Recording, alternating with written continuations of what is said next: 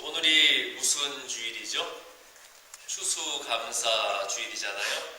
1년의 수확, 1년의 결실을 감사하는 그런 절기인데, 1년의 수확과 결실을 감사한다는 것은 내 눈앞의 결실뿐만 아니라 그 결실을 거두기까지의 모든 과정까지도 다 감사해야 된다는 거예요. 농부가 추수를 거두기까지 얼마나 어려움이 많았겠어요. 비가 안 와서, 혹은 비가 너무 많이 와서, 태풍 때문에, 병충해 때문에 많은 어려움들이 있었겠지만 결국은 그 모든 어려움들이 그 수확을 거두게 했던 밑거름인 것을 알고 그 과정까지도 감사하는 것이 농부의 마음이라는 겁니다. 다시 말씀드리면 모든 상황과 조건 가운데 감사하는 것이 진정한 감사가 된다는 거죠. 여러분들 그런 생각 가끔 해보셨어요? 내가 만일 지금의 내 모습이 아니라면 내가 과연 무엇을 하고 있을까? 저도 가끔 그런 생각을 해봐요. 내가 목사가 안 되었으면 지금 무엇을 하고 있을까? 여러분들이 보시기에 제가 목사가 안 되었으면 뭐가 됐을 것 같아요? 저는 가끔 궁금한데 제가 제 성격을 잘 아는데 제가 바람기가 좀 있어요. 바람기가 좀 있는데 그래서 가끔 제 아내를 보면서 우리 와이프도 좀 다른 여자처럼 다소곳하고 좀 나긋나긋하고 나긋나긋했으면 좀 좋겠는데 그런 생각을 하다가도 그래도 저렇게 무서운 아내를 만나서 아내를 존경하고 경유하는 경처가가 되다 보니까 그런 바람기를 다 가라앉히고 사는 거 아니겠어요? 제가 제 외모 중에 핸디캡이 키가 작은 거 그리고 눈이 작은 게 항상 핸디캡이었어요. 그래서 나도 좀 키가 홀치하게 컸으면 어땠을까? 나도 눈도 크고 이 쌍꺼풀이 졌으면 어땠을까? 그런 생각을 해봤는데 그런데 제가 키도 홀치하게 크고 눈도 크고 쌍꺼풀도 있고 거기다가 바람기 있는 성격까지 합쳐지면 어떻게 되겠어요? 아마 목사가 안 됐을 것 같아요.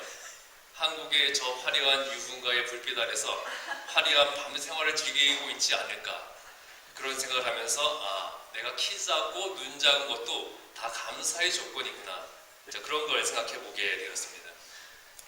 다니엘서 3장 13절에서 18절까지의 말씀을 보시면 다니엘의 세 친구인 사드락, 메삭, 아벳느고의 이야기가 나오죠. 이 세 사람은 유다 왕국이 망해서 바벨론에 포로로 끌려온 사람들이에요. 포로로 왔음에도 불구하고 너무 지혜롭고 영특하고 총명하니까 바벨론 왕이 이 세 사람을 높은 관료로 삼았습니다. 높은 벼슬을 줬다는 거예요. 그런데 바벨론의 느부갓네살 왕이 하루는 금으로 만든 금신상을 만든 거예요.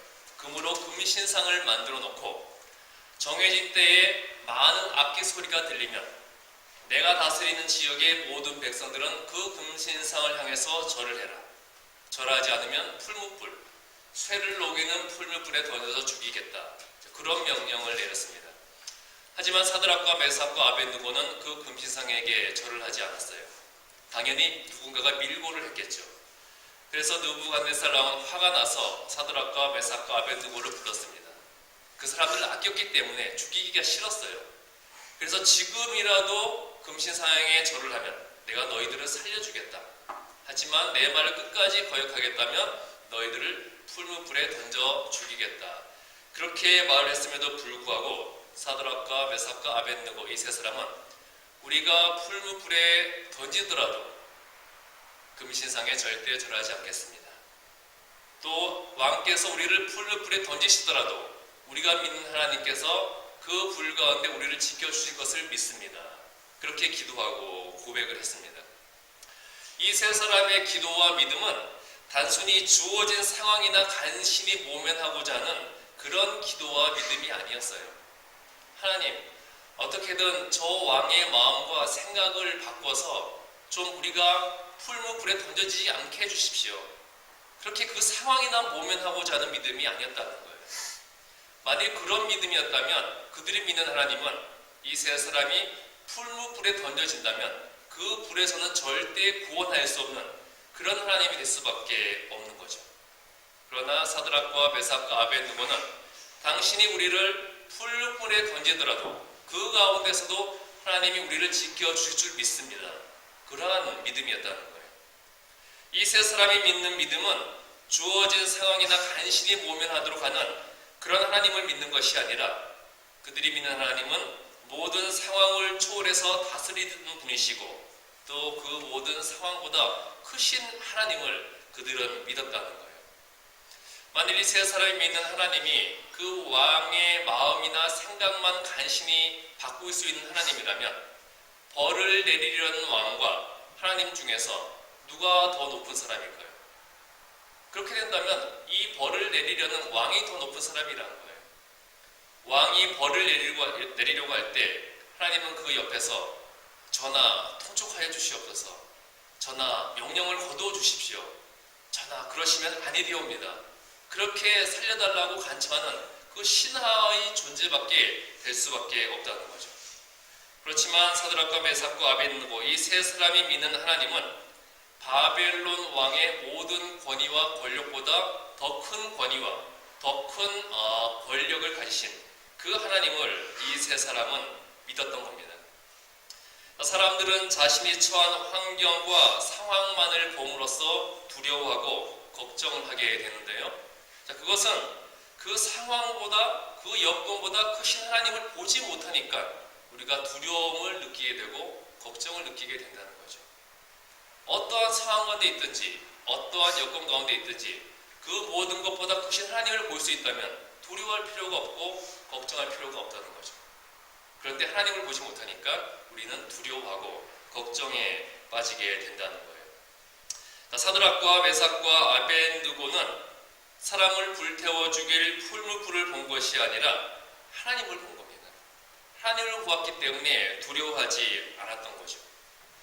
여러분들은 하루하루 살아갈 때 여러분들을 두렵게 하는 것, 여러분들에게 걱정거리가 되는 게 어떤 것들이 있어요? 요즘 같은 경제적 불황에 실직되면 어떡하나, 직장을 잃으면 어떡하나, 그런 걱정들 많이 합니다. 또 사업이 잘 안 되면 어떡하나, 이 경제적으로 쪼들리면 어떻게 되나, 그런 경제적 어려움을 많이 두려워하고요. 또 내가 병에 걸리면 어떡하나, 건강 문제로 많이 두려움을 느끼게 됩니다. 그런데 여러분이 한번 잘 생각해 보세요. 내가 어려움을 걱정하고 두려움을 느낀다는 사실, 그것이 무엇을 증거하는 거예요?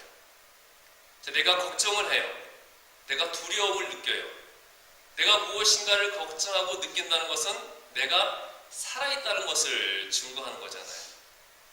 내가 살아있기만 하다면, 내가 숨을 쉬고 있기만 하다면 하나님을 바라볼 수 있는데, 모든 것보다 크신 하나님을 바라볼 수 있는데 우리가 무엇을 두려워하고 무엇을 걱정할 필요가 있겠냐는 겁니다.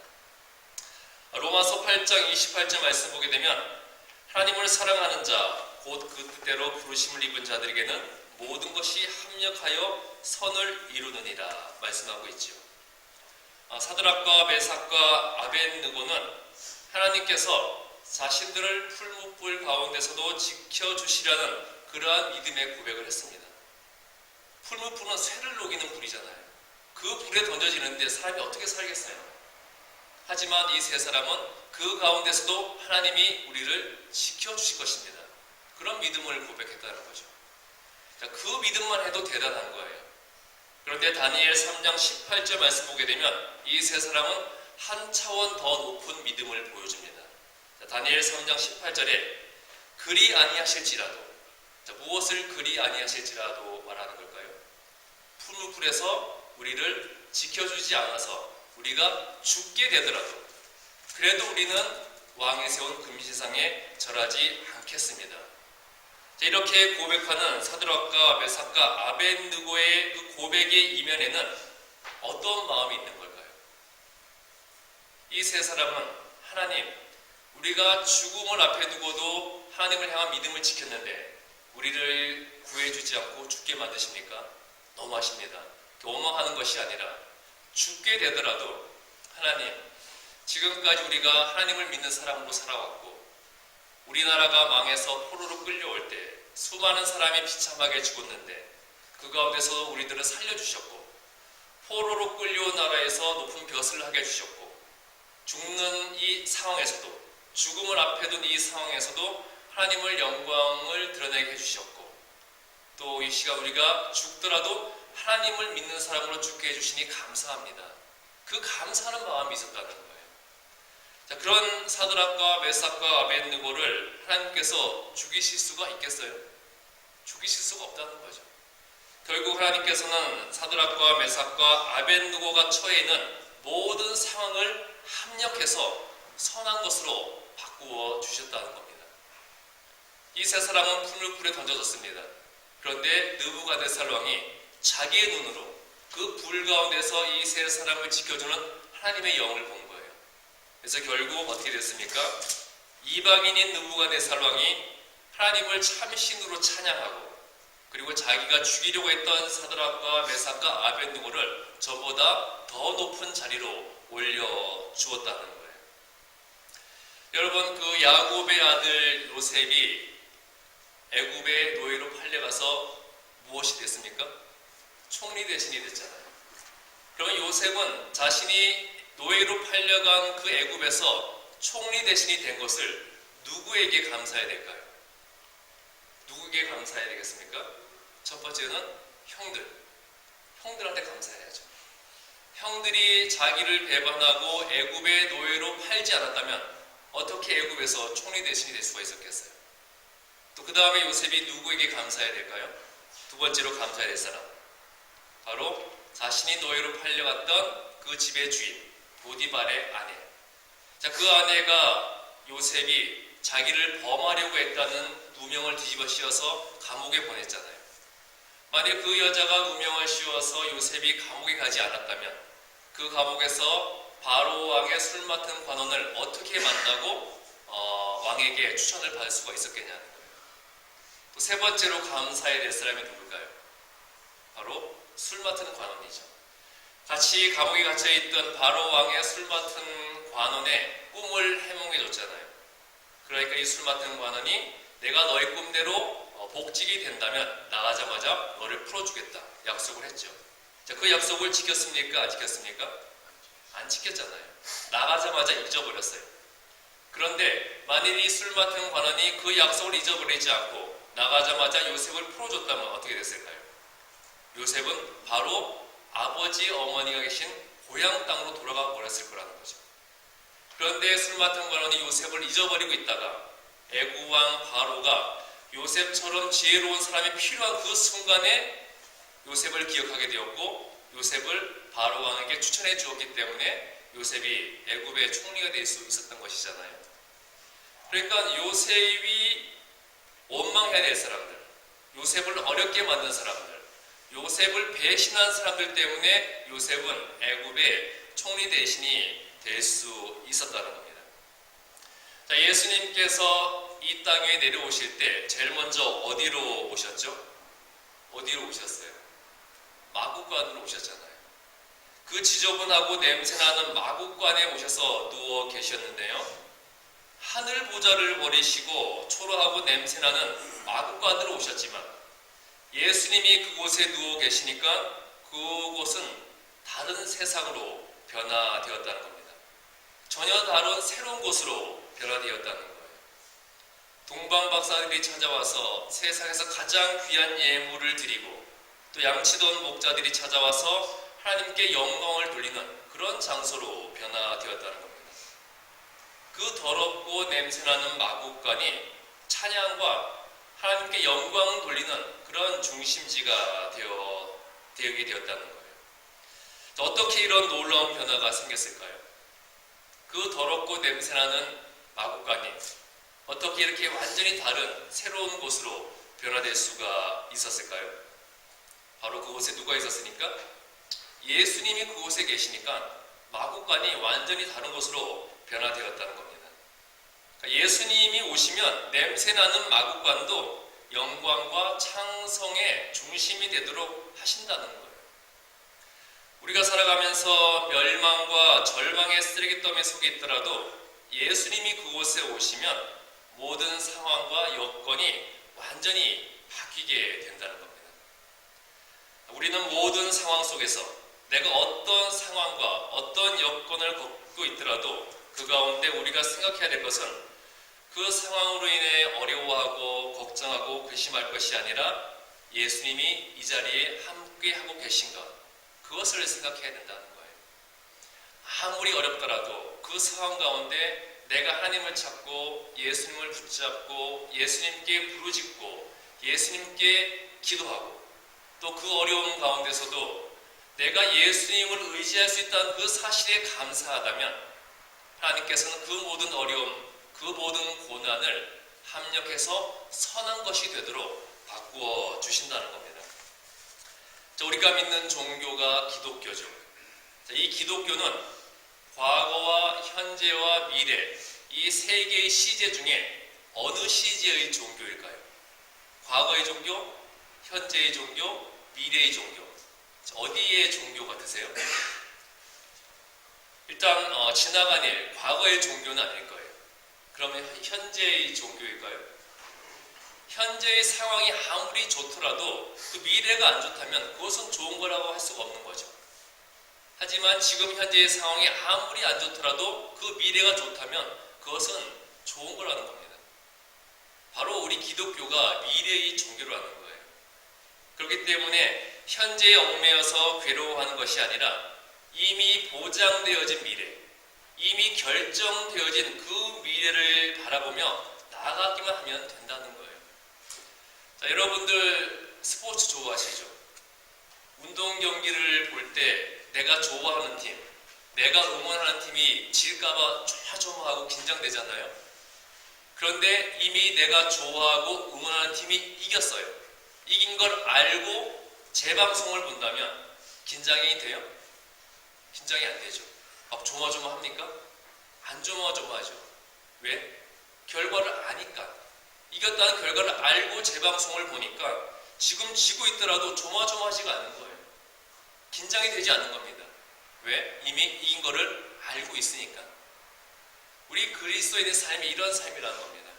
이미 결정되어진 미래, 이미 보장되어진 미래를 향해 나아가는 것이기 때문에 내가 현재 어떤 상황을 겪고 있더라도 걱정하고 근심하고 두려워할 필요가 없다는 거죠. 지금 현재 일도 미래에 가서 뒤돌아보게 되면 다 추억이 되는 것이고, 이 모든 것이 하나님께서 합력하여 선을 이루시고자 하는 뜻이었구나, 그것을 보게 된다는 거죠. 그렇기 때문에 우리는 모든 것이 감사의 조건이 되어야 된다는 겁니다. 내가 어떤 상황에 있든지 어떤 여건 가운데 있든지 감사해야 된다는 거예요. 제가 감사라는 말을 사전에서 찾아봤어요. 감사의 사전적 정의가 고마움을 나타내는 인사, 그렇게 되어 있더라고요. 고마움을 나타내는 인사. 이 말 뜻은 감사라는 것은 단순히 고마워하는 마음만 가져서는 안 된다는 거예요. 인사하는 행동이 뒤따라야 된다는 거죠. 그러니까 우리가 하나님께 감사하다면 하나님께 고마운 마음을 가지는 것을 붙일 것이 아니라 내 고마움을 나타내는 행동을 하나님께 올려드려야 된다는 겁니다. 하나님은 감사하신 하나님이죠. 내 모든 것을 결국은 합력하여 선한 것으로 바꿔주시는 분이시고 선한 미래의 결과를 결정해 놓으시고 그곳으로 나를 이끌어가고 계시는 분이십니다. 그 감사하신 하나님을 위해 이제는 내가 할 수 있는 일을 찾아서 해야 된다는 거예요. 하나님께 헌신하고 하나님을 위해 충성과 봉사를 아끼지 않을 때 하나님께서는 우리가 더 감사할 수 있는 조건, 또 감사할 수 있는 그러한 조건을 허락하여 주실 것입니다. 이 자리에 모인 여러분들 모든 것에 감사하시기 바랍니다. 어떤 상황 가운데서도 감사하실 때 하나님께서는 그 모든 것을 합력하여서 선한 것으로 바꿔주시리라 믿습니다. 그 믿음으로 이미 결정되어진 미래의 축복을 향해 나가시는 여러분들 되시기를 주님의 이름으로 축복합니다. 기도하시겠습니다.